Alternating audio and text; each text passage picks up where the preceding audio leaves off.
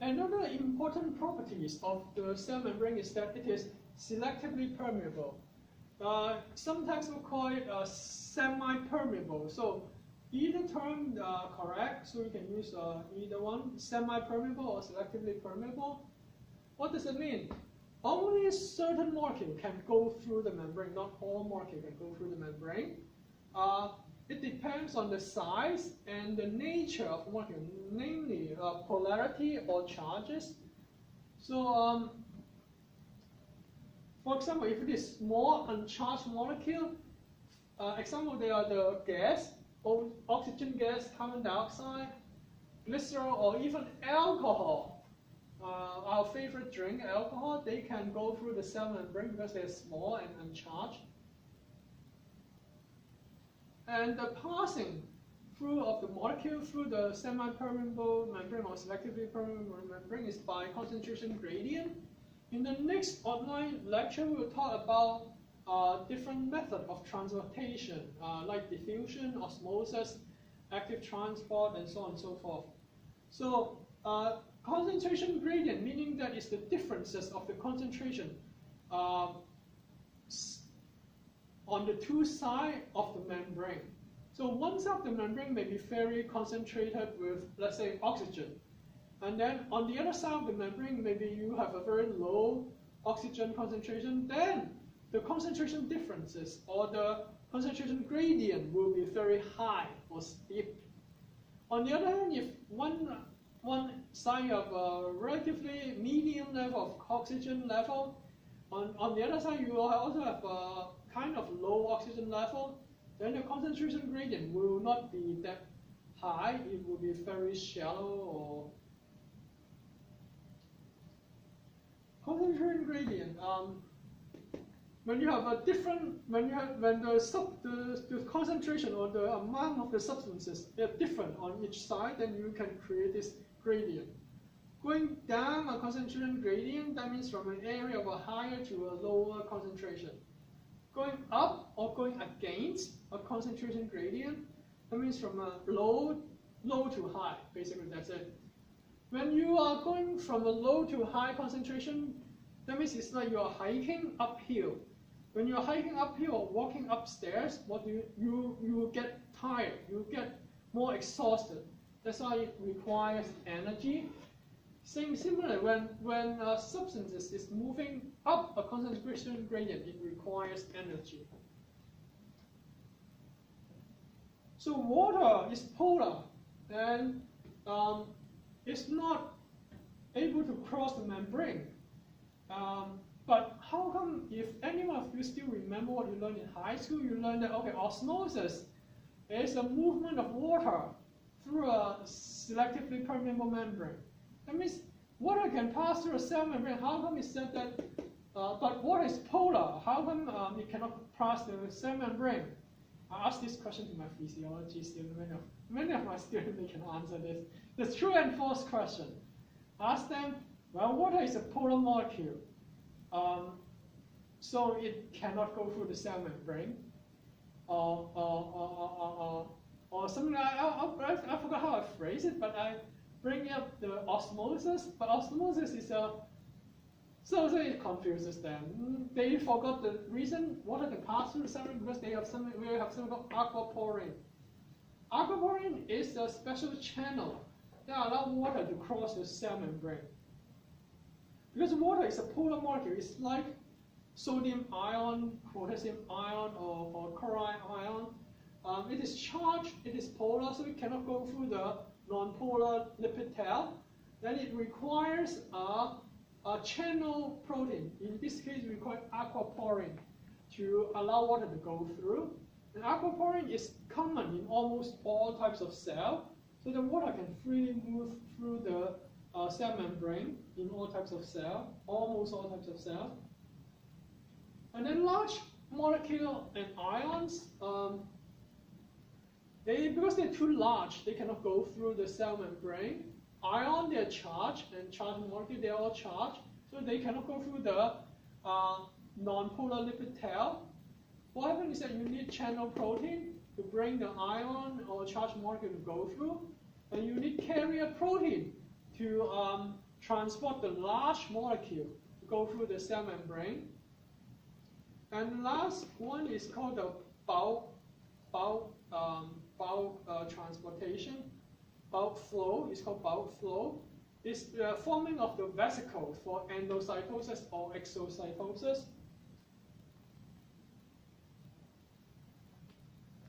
So because of this nonpolar hydrophobic layer in the middle, it makes the membrane become selectively permeable. Water cannot go through this nonpolar hydrophobic layer. That's why it needs aquaporin.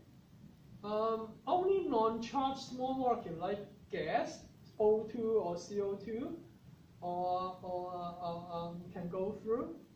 Macromolecule like glucose, too big, they cannot go through. Charged ion, they cannot go through. So we'll talk about diffusion, facilitated transport, active transport, exocytosis, endocytosis.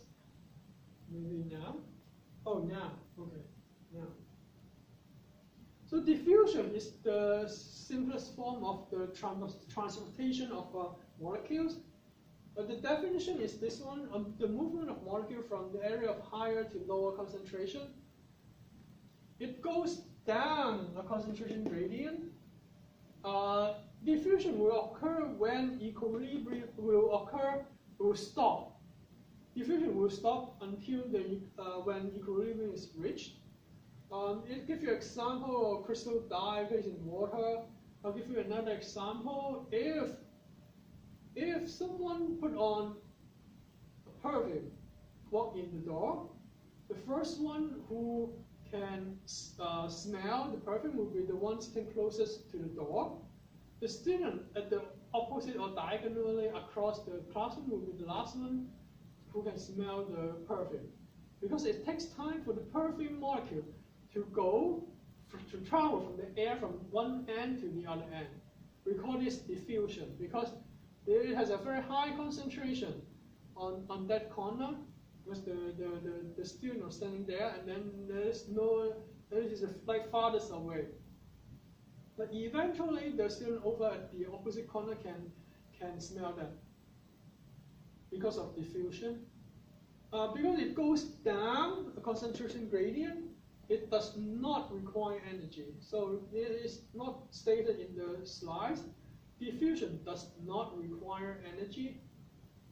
Then we talk about solute and solvent. Solvent, most of the time they are liquid or water. Solute, then most of them they are solid that dissolve into the liquid.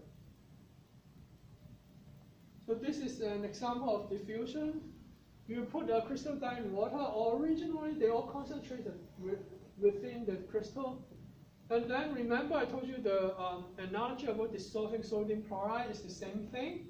Water will surround and pull out each molecule in the solute, in the crystal, and then surround each atom. It's like having an affair. And then when it reaches equilibrium, then each of the solid atoms will be surrounded by equal number of water molecules. Once a solid and solid, so after it reaches equilibrium, there will be no movement or no diffusion occur. The thing is that the diffusion occurred fastest at the beginning, and it starts to slow down, and then near the equilibrium, it becomes very, very slow. So the rate of diffusion is actually decreasing. And then another example of diffusion is the gaseous exchange in our lung.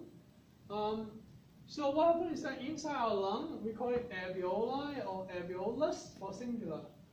And then we have high oxygen level inside our lung, the alveola. And then in the blood vessels, we have relatively lower oxygen concentration because we breathe out. And then oxygen will go through the lung and go into the capillary to go dissolve in the blood through diffusion. So that's how gaseous exchange occur in our lung. Zero factor influence the rate of diffusion. I already told you one example, the rate of the diffusion. Temperature. If we have an increase in temperature, then the rate of diffusion will increase. Pressure. If the atmospheric pressure is higher, then you will also increase the diffusion rate. Electrical current. If you pass through electrical current, that means you give more energy to the medium. Then of course they can move faster as well. Molecular size is like the opposite of the other three. The other three is like if you have higher temperature, higher pressure, or higher electrical current, then you will have faster diffusion. Molecular size is the opposite. If you have a smaller molecular size, then you have a faster diffusion. So the first three is directly proportional to the diffusion rate. The last one is inversely proportional to the diffusion rate. So let me draw it out.